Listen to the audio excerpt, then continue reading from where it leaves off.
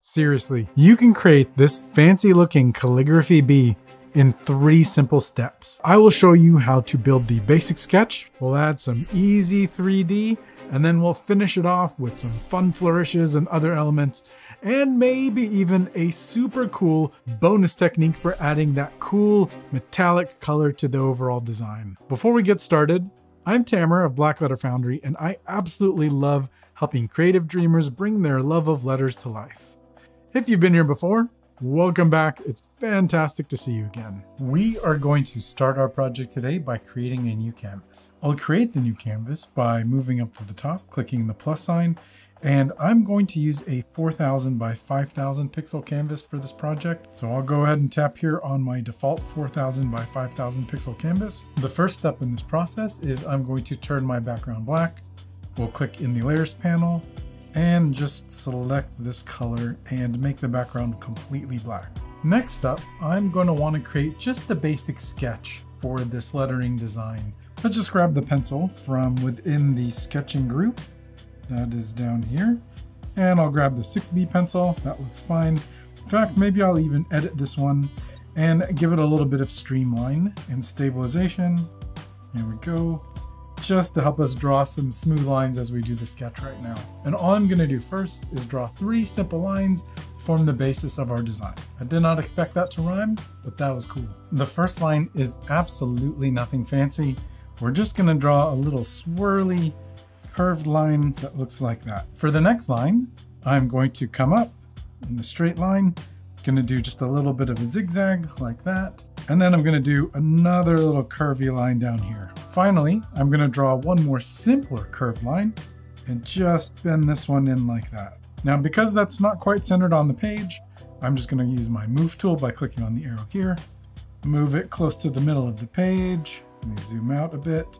Yeah, that looks pretty good. For this next part, I'm going to need a Blackletter style brush for Procreate. Unfortunately, Procreate doesn't come with any Blackletter style brushes by default, but I've created a free set of Blackletter brushes that you can download right now by heading over to procreatepowerpack.com.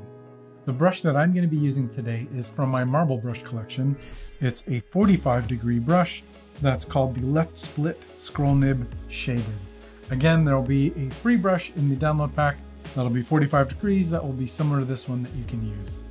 So I'm going to select that brush and I'm going to create a new layer by tapping up here, click the plus sign, and now I'm going to start with this stroke here at the left. The key here is because this brush is pressure sensitive, if I press lightly, I get a very faint line. If I press a little heavier, I get a very solid line. So the key in drawing this line is to start with a little bit less pressure, push a little harder in the middle, and then release that pressure near the bottom. Because I like to keep my layers separate, especially when things intersect, like this next line that we're going to draw, I'm going to go ahead and put this next stroke on its own layer by itself. So we'll start the next stroke with just a little diagonal line, and the next stroke I'm going to apply a little less pressure at the beginning, then push a little harder near the end. I'm going to start another layer for this next stroke. And just like before, we'll start with a little bit of low pressure, push a little harder, and then release that pressure at the bottom. Again, we're going to create another layer. And this time, I'm just going to turn my canvas a little bit, just to get a slightly different angle on that stroke. So I'm going to start here at the back, low pressure, more pressure, and we're going to finish right under that last stroke that we just made. Because I've added this one on a separate layer, if I want to move it a little bit to keep it right next to the tip of that last stroke that we made, all I have to do, can reposition my canvas, pinch to center it again, and then with my layer selected, grab the little move tool. I can now move this last stroke to match up with our other lines however I wish. I could even rotate it a little bit just to give it a slightly even more pronounced angle. There we go. I think I like it right there. All right. Now I tap the little arrow, my selection is gone, and I'm going to add one last stroke to finish this basic design. I'm going to rotate my canvas, and again, I'm rotating it just until, as I draw, even with this angled brush, I can get a straight line. In the full brush collections, I actually included some 90-degree brushes to make this a little bit easier, but for now, we'll just freehand it in, and we'll curve it out like that. Again, varying the pressure so that I get a very light line at the end. And because each of these strokes are on their own layers, I can again grab this last one and reposition it wherever I want. Let's just keep it there for now. Okay, now looking at this overall design, I feel like I kind of want to rotate it a little bit. It feels like it's a little bit slanted. So what I'm going to do is select all of my basic design layers. I can even turn off that background one. Don't need it anymore. Grab my handle and just rotate this design a little bit until I'm happy. Yeah, that looks good.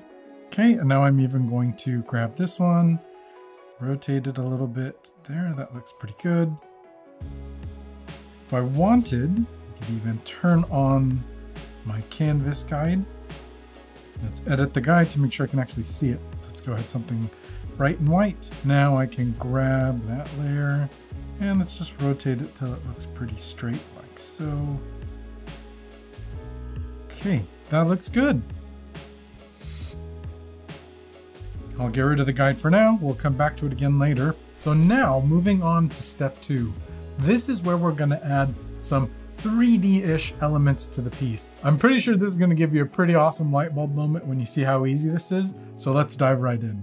I'm going to create this new 3D effect on a brand new layer. And actually, just for fun, why don't we group our basic letter shape into its own group? And now in my new layer, let's start adding that 3D effect. All you have to do is, using the same angled brush that we've been using before, rotate the canvas until I start to get a straight line that matches the curve of the lines that we just drew. Like, that's pretty close right there. So all I'm gonna do is start with a faint amount of pressure and then just curve this line as it approaches the corner. Is it a little bit surprising just how easy that was? I told you. Now I'm just going to repeat that process for this little area here. Rotate the canvas. There, that's pretty good. And we'll start with a faint line. And then I'm going to fade this one out as it reaches the end, just so that it looks like it's fading into the distance down there. Just like that. See how both corners match pretty well? And finally, I'm going to add another 3D line to match up with this one. And I'm putting all of these on the same layer because they don't really intersect with each other at any point. And so I could move them around very easily if I wanted to later. Now I'm going to come back up here and I'm going to mimic the same idea. Start with a faint line in the corner and then fade it around as I get closer to the edge. And that's it. That's how we add the 3D effect. A lot easier than you thought it would be, right? What's left now is just a lot of tweaking the design and adding some fun flourishes and other embellishments. I'm going to start by actually turning this little line here at the bottom so that it looks like it overlaps here a little bit more. So let's go back to that layer. And this is why I keep everything on separate layers. I can just go back, pick layer 5, move it again, rotate it this way a bit, move it closer to the corner. And now it looks like it more tightly matches my overall design. Maybe I'll even give it a little bit more space and breathing room. Just like that. That looks good. I also feel like drawing in this kind of flourish line up here at the top to bring it closer into the overall design. To do that, I'm going to select this stroke and move it to its own layer. So let's go to the layer with all those 3D effects, go to our selection, and I'm going to draw a freehand selection around it.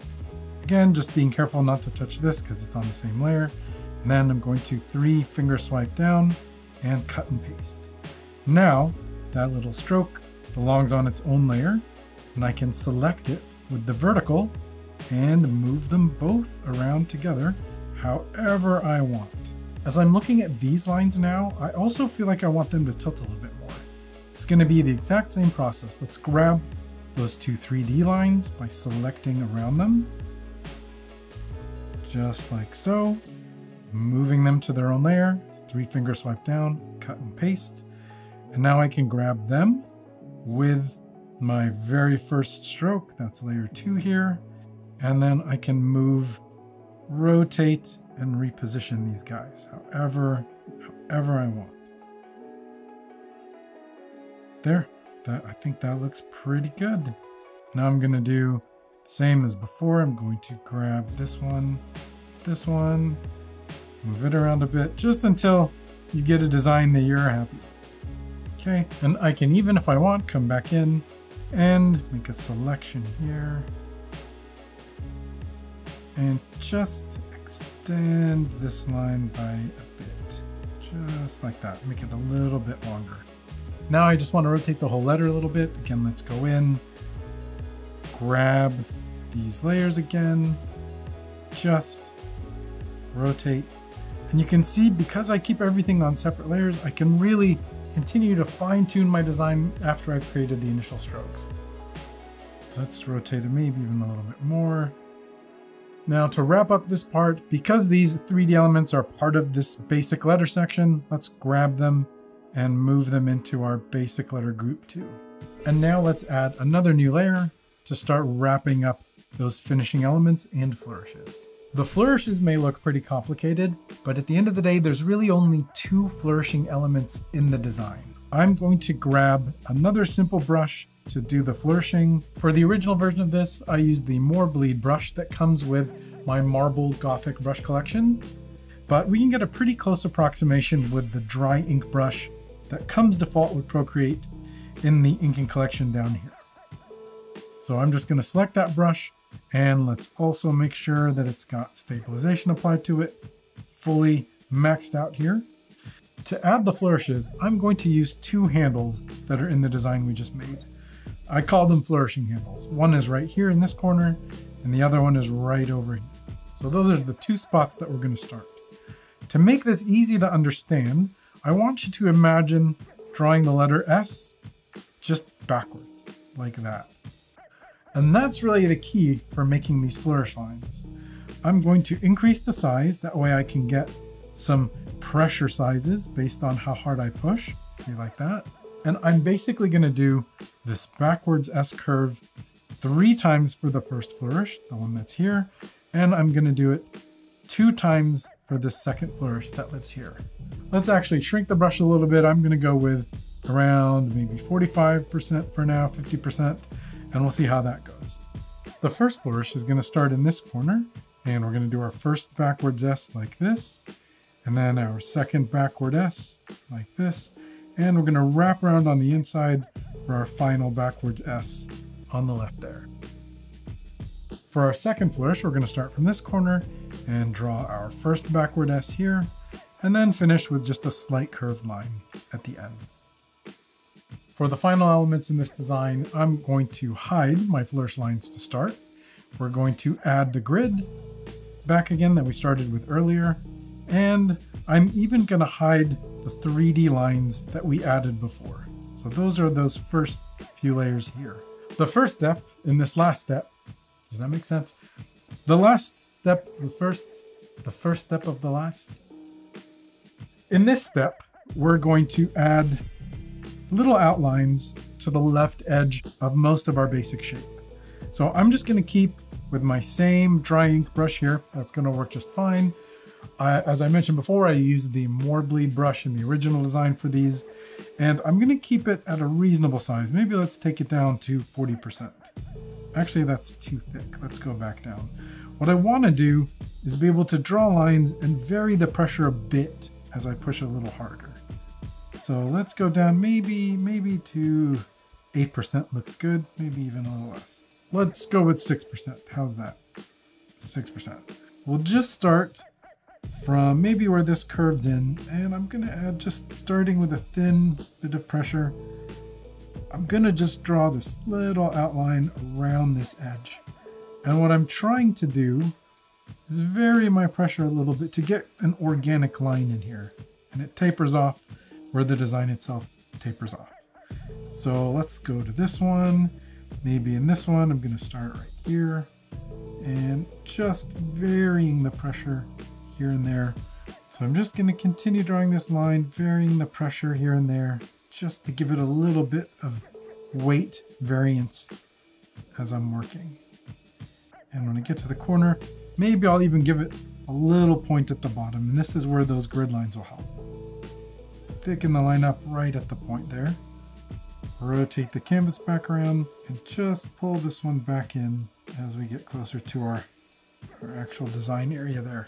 That's good enough. I'm gonna go back around.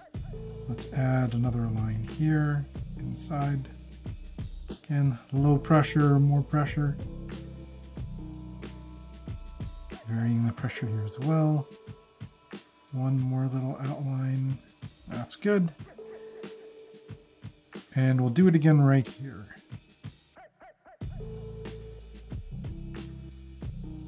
Starting with low pressure just to ease it. And then adding a little bit more oomph as I want the line to get a little bit thicker. There we go. That's good. Where else can I add these outlines?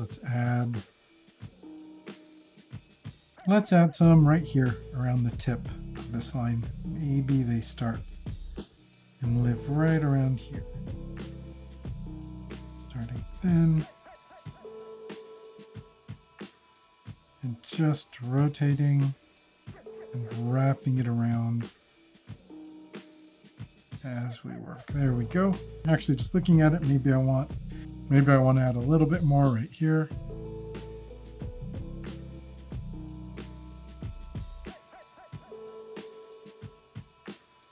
Take that closer to the top. There we go. For the final element of the design, let's create another layer again. And I'm going to take the thickness up a bit. Yeah, I think that's good.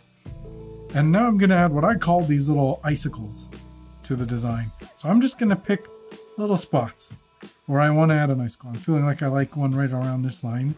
And I'm going to just vary the pressure, just like I did before, and just draw this line out, whatever length I feel like. The key is just vary it a little bit here and there. And just like what I did a second ago, I'm going to start the line, vary the pressure, maybe end a little heavier. And then before I let go, I'm going to maintain pressure, and that's going to let me straighten out the line. And I can use my guides here as a basis for getting straight lines for these icicle thingies. Technical term. I think I've also called them drippy droops before. That's another technical term for these little icicle hangy things. Perhaps that's the third, icicle hangy things. So we're just going to go around and add more of these elements wherever we feel like. This is where you can really just start to have some fun and just unleash your creativity. And sometimes don't be afraid to get big and bold with these things. So just there we go. Look at the size of this one. I'm going to finish with a big drop there. Look at that. And let's straighten it out. I'm even extending it a little bit more. There we go. That looks good. And we'll give him a little friend right next to him too. Maybe his friend's a little bit lengthy as well. Now, because I went with all those long ones, let's do maybe another short little guy here, right there. And a little longer friend for him right here. Okay, that's looking pretty good. I feel like maybe I want a little bit more weight over here. So let's add a couple of these little lines right there. That's good. Here's another one. And you know, I'm just trying to vary things up here and there. All right, that's pretty good. Let's do that. Maybe even add some little weight there. Okay, we'll add some more maybe over here on this side. Maybe I even go back to my previous layer and take this little outline spot up a little bit more. And it's okay that my pen is a little bit thicker. I'm aware of that. But this is the process of just continuing to adjust and be creative and flexible as we're working. Back to my little drippy droops. For some reason I seem to like drippy droops. I keep coming back to that. Let's see, we'll add, not even sure where this is, but let's go ahead and add, maybe we add a big-ish. Let's not make him too big. It's big, this one right there. That's good. And give him a little friend right next to him. Maybe the thin, this middle one. Maybe this middle one is smaller this time. Give a little bit more space. This one is maybe a little bit middling in size, just like that. And we'll come in a little bit further down. Maybe add just a couple of small ones here. There's a small one, a little bit longer there. Maybe just a really tiny one right there. Okay, and I'm going to come around down here. I don't know why, but I'm feeling like this spot really needs a decent sized one right there. Add that guy. One next to it. Change up the spacing a bit, make it a little bit bigger here. Okay, and this is it. Just gonna keep going around feel like those are pretty big. And I want to vary things up a bit, so let's go with some smaller ones. Here's another one. Not as big, right? A little bit smaller here. Maybe a little one in the middle. Here I'm feeling like going for a slightly bigger one, just like that. Another small one, tiny one there maybe. Okay, and then we can even add just a hint of a couple of these on this side. And I'm being careful here not to make any to line up directly with that. I want it to look a little bit more organic. Here, maybe even a tiny thing in the middle. Okay, I feel like that's a bit long there, so maybe we add a little bit more weight in here. Just give it something with a little bit more balance, like so. Okay, and now we've got those drippy drops, or drippy droops. I'll come back up here to the top and add a little icicle right there. I seem to vary between icicles and drippy droops today. There's another one. I don't know why I feel like this one needs to be roughly middle. Maybe we go for another long one right here. Actually, that one was too consistently sized, so I want to make it look a bit more organic, so I'm constantly varying my pressure. There we go, I kind of like that one a little bit more. And we'll come back up here to the top. Do that. Give it one more here, just like so. Maybe one more small one right next to it. Heck, we're going to do 4 this time. There we go. Not everything has to be in 3s. All right, now we have those cool little icicles hanging off each of our edges. And if we wanted to change any of these, it would be just as easy, potentially coming back to the eraser. Kind of feel like this one's a bit long. Let's shorten it up. Okay, let's zoom in. I'm going to make it a little less sharp there. And let's maybe shorten this one a little bit so they're not the same size. Let's just add that vertical bar that I had in there. For that, I'm going to bring back my little flourishes to see how those look and see where things line up. And I'm going to add this vertical line right here. Maybe I'll start with a little dot. Again, with these, I tend to just vary the pressure as I'm drawing the line. You don't have to worry about it because at the very end, just like so, we can snap it and then make it totally vertical and straight. Maybe a little dot at the bottom. And you can add all sorts of interesting and fun designs at the ends of these. You can even create yet another layer and I don't know, give this one a snazzy little flourish at the top and mirror something similar down here like that. It doesn't have to be diamonds or dots or anything like that. You can add all sorts of cool elements.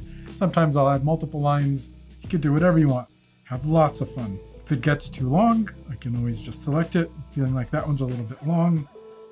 Come back in here and even just squeeze it up a bit. And then move it around.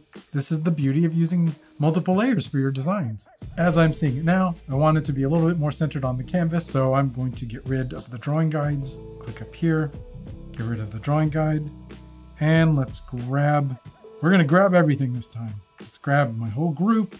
I don't need that background B again. And we'll click our move tool. Now I can take my entire design and center it on the canvas however I wish. That looks pretty good for now. So in this case, I see that the flourishes and the icicles and this vertical line are a bit bright. They kind of overwhelm the design. So I'm just going to play first with the opacity. Let's take the flourishes down, just maybe reduce their opacity just a little bit, make them a little bit less emphasized. And I'm going to do the same with my vertical line, which is this layer. Let's take that one down. Let's take that one down even further because I'm going to do something else with this. Let's go down maybe even to, let's go 55% like that. Going to do the same thing to that little design I added at the top, 55%. And because I want this line to look like it's behind the letter, I'm going to grab both of those And I am going to slide them down by selecting them and then long pressing, drag them underneath my letter. Now technically in the stack they live behind the letter. The icicles are also a little bit overemphasized, so let's maybe take them down to, I don't know, let's go about 50%. That looks pretty good. And the outlines are also a little bit bright. We can take those down. Maybe I'll leave those in a little bit more prominently. Let's go to 70%. Now to leave a little bit more breathing room on my canvas, I can also expand it a little bit. Let's crop and resize the canvas, maybe make it a little bit taller. This for me makes it feel like it's got just a little bit more breathing room around the edges, which I like. Just remember, as you can see here, this is going to reduce the overall number of layers that we can create, but I'm almost done at this point, so I don't need a bunch more layers at this time. Now finishing touches, if I wanted it to look like some of these flourishes weave into and out of the letter, I'm going to go in to my flourish layer and add a layer mask right there. Now with a soft brush, like an airbrush, let's go down to our airbrushes here, and let's grab a soft brush, and we'll go back, make sure our layer mask is selected. I'm going to pick a black color, and I'm going to keep the opacity quite low just so that I can feather this effect in. So right now I just need to decide what areas go behind and what areas go in front. So let's zoom in here. Let's say I want it to look like this goes behind here and then loops around, comes up front. Maybe it stays in front, maybe it goes behind. We'll see. Actually, let's throw it behind here and then stays in front here. So first step is, again, got black selected, and let's just start drawing. Gonna undo that. Reduce the size of the brush, maybe even make it a little bit more opaque. I'm at 45% right now. There we go.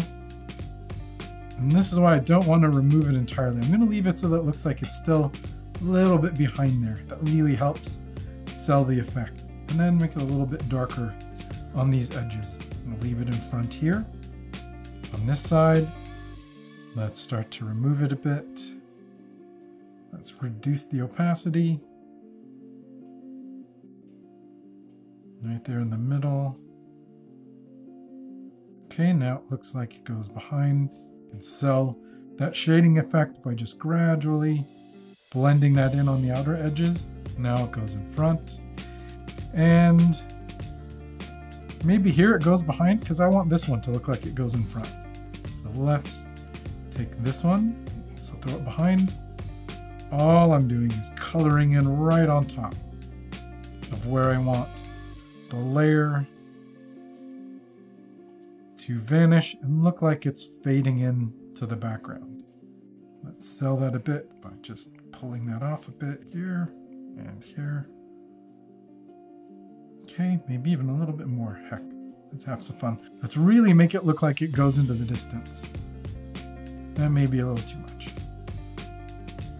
Maybe I do the same here and here a little. Just like that. That maybe a bit too. Here I want it to look like it's going in front. And maybe at the top here, I want it to look like it's going behind. So let's reduce the brush size. And same effect here. Reduce it a little bit more. And color that in there. Now it looks like it weaves into and out of our design. I can even blend it in a little bit better here. And making that a little bit darker. Looks like it comes from that back corner. But I've actually forgotten my 3D elements. Let's go back and bring those back in. I can actually go back in and apply that same layer effect to this vertical line here. Find my vertical line right here. Let's apply a layer mask and then grab the black brush, still selected. And let's decide where we want it to go behind. I want it to go behind here. I actually want the whole thing to pretty much look like it's going behind. So I can make the brush a little bit bigger and just make that vertical line fade into the background here. And here, let's make it a little darker in the middle there. Okay, and you can keep adding this effect as much or as little as you want. Just have fun. Keep playing until it looks good to you. Okay, I think that's good. Let's fade it up a little bit there. And for this, maybe I want it to even look like it's going through this little 3D part. So I'm just gonna fade it out halfway through this bottom 3D thing right here. So maybe let's zoom in. I've got a really small brush now. Maybe I take the opacity up a little bit more. Just like that. Fading it out right there. And up to the top. Okay, we'll keep the opacity down, increase the brush size a bit.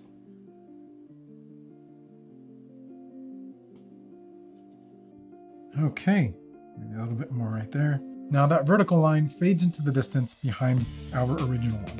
I feel like I may have taken that effect a little too far right here, so let's bring it back.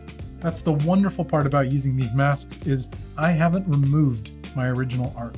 So instead of a black brush, let's use a white brush, same airbrush, and let's just feather it in, back in. See that? See how the white brush brings it back? The black brush makes it go away. Maybe a little bit more, just like that. Now I know what you're thinking.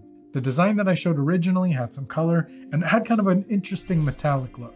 I'm going to show you a really easy and fun way to add that metallic texture look right within Procreate. We're going to add this effect by first adding noise to the image. I know that sounds crazy, just bear with me. Let's dive into our adjustments panel. We're going to pick the noise option, and I'm going to add a fantastic amount of noise to my image just like that. Now here's the trick. I'm going to scale this noise up so that it's absolutely huge. And you see how I'm getting a really interesting texture now? I'm going to make that texture really huge. So I just made really big noise on my image. Let's stop it around 78%. That looks good for now.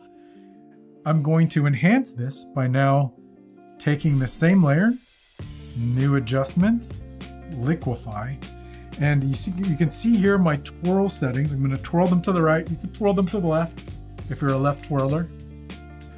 That's just ridiculous. Anyway, the size is set to max, the pressure is set to max, the momentum is set to max, only the distortion is set all the way down. And I'm just going to have fun. This is where just have a good time. I promise, just enjoy yourself. And we're just going to walk around the image just like this and twirl things around. Who cares? You don't have to be precious or precise. We're just twirling around until this looks like an interesting kind of a swirly mess. Let's go back here maybe. That, do that. I don't know. There you go. I think that's pretty good. Twirl to your heart's content. That's the key here. Just twirl around until you've got a fun looking texture that you like. Throw the twirling around, do whatever makes you happy. So there, I think that's pretty good. Next step, we're gonna go back to our adjustments toolbox again. And now I'm going to blur this layer. So we're gonna just apply a little bit of blur, just like that. I'm gonna stop right around 15%. Okay, sound good? Now I've got my blur applied. Next step is I'm going to add a brand new layer on top of this one. And I'm just gonna pick any color that I want for that. In this case, let's just go ahead and go with an interesting blue. And I'm gonna take that and slurp it right on top of my whole image. Next step, I'm gonna take the blending mode of this layer, turn it to multiply. Now, how is that looking? That's pretty cool, right? So now I have a blue, kind of a silky, blurred designed look, all starting with noise. How ridiculously fun is that? So we've got these two layers created. I'm actually going to reduce the opacity of this one to, let's say, maybe, let's go with 70%. That looks good, right? And now you can actually see my design floating around in space behind it, right? Next step, I'm going to pinch to merge these two together. And now I have a blue textured metallic look. Now I want to apply this to specific parts of my image. So what I'm going to do is basically create a flat copy of the design that we just made. So let's hide our metallic-y texture layer right now, and let's pick What part of it do I want blue? I actually want the main letter to be blue. Let's go with that. That's what the original looked like, right? So I'm gonna grab everything that looked like it was part of the original letter, and I'm going to merge that into one layer. So I'm gonna duplicate my group with the letter. That's easy there. Okay, and I'm gonna hide my original group, and let's pinch this in. Now I've got one layer for my main letter design. So I just need to decide, is that what I want to be blue? Yeah. Let's move it out of the group. Get rid of that duplicated group. I don't need that anymore. And now I'm going to take my metallic layer, pull it on top of my letter B, and all I have to do is turn that into a clipping mask and then turn it on. Check that out. How cool is that? And now you can play with so much about this. So I can completely adjust this layer. So what I'm going to do is I'm actually going to duplicate it so that I can save this to play around with later. So let's just move it to the very bottom of my stack and hide it. That way I always have this metallic texture that I can play with. So what I want to do now, that's a little bit dark, right? So let's dive in back to my layer. Let's go back to our adjustments. Let's pick hue, saturation, and brightness to brighten it up a bit. See how that got a little bit brighter? That looks pretty good to me, a little bit brighter. Maybe I want it to be a little bit more saturated again. That kind of made it a little dull. And this is what's exciting. I can even change the color of this now to whatever color I want. That metallic texture is now very, very flexible. Let's just stick with my blue that I started with, and maybe I'll reduce the saturation a bit. Now let's say I want the rest of my design to be orange, or even just the flourishes to be orange. Let's go back to my layer stack. Here's my flourish layer. I'm just gonna take my metallic layer, duplicate it, drag it up ideally without grabbing all the layers. So let's just grab this one, pull it right on top of my flourish layer. Same thing as before, clipping mask, turn it on. Now my flourishes are blue, and change the color. Let's go back to hue, saturation, and brightness. And let's make the color, let's change the hue till I get something orangey. All right, that's getting pretty close to the range. And because it's a little faded, I'm gonna go back to my layer and I'm gonna bring back the opacity so that I can see it more clearly now. That's the beauty of keeping everything flexible with these designs. I can come back in and make adjustments later. Now my flourish layer is orange and metallic. But because of the way that we've designed this, I can still come back in and make this brighter just like we did before. Let's go to our adjustments, hue, saturation, brightness. Let's brighten it up, kind of like that.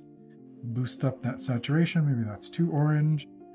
Maybe I even tweak it, color a little bit, wherever you're happy. That looks good to me. And if I wanted to, I could come back again with another adjustment. Grab the curves, add a little bit more contrast to that to give it a little bit more pop. Just adding a little bit of an S curve with my curves there, right?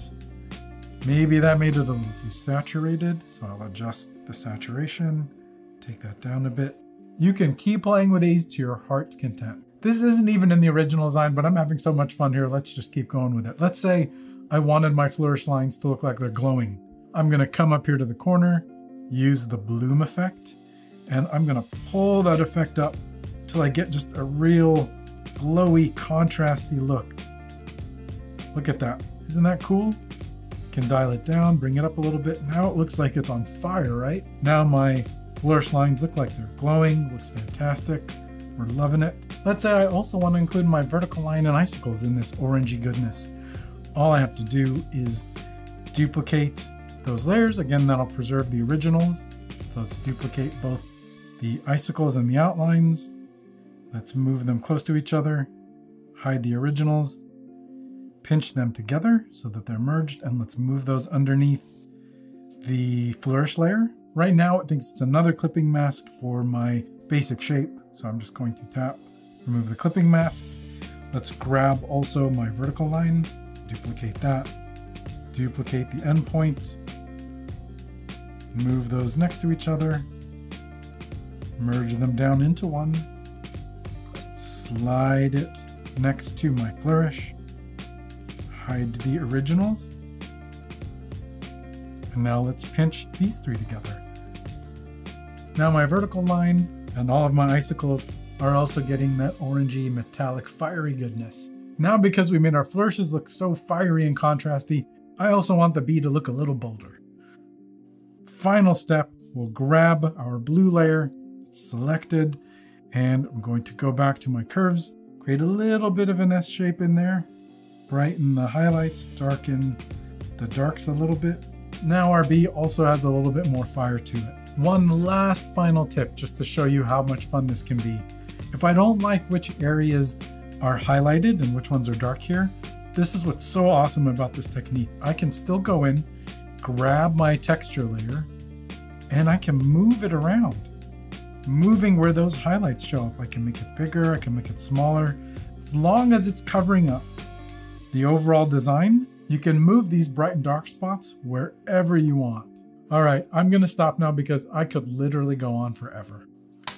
And that's it. Congratulations, you've now learned how to create this fun Blackletter bee design. I hope you had as good of a time as I did. As you can probably tell, I got carried away at times. I just have so much fun experimenting and playing around with these different ideas, and I hope you're excited to try some experiments yourself. Also remember that you can get my free bundle of Blackletter brushes by heading over to procreatepowerpack.com, where you'll get those and a slew of other creative resources as part of my Blackletter treasure trove. If you feel like I just flew through some of the sections here and need a bit of a Procreate pick-me-up, please check out this video where I give you an introduction on how to use Procreate and really go over some of the basics of the application. In the meantime, thank you so much for stopping by. Have fun, keep playing, and I will see you next time.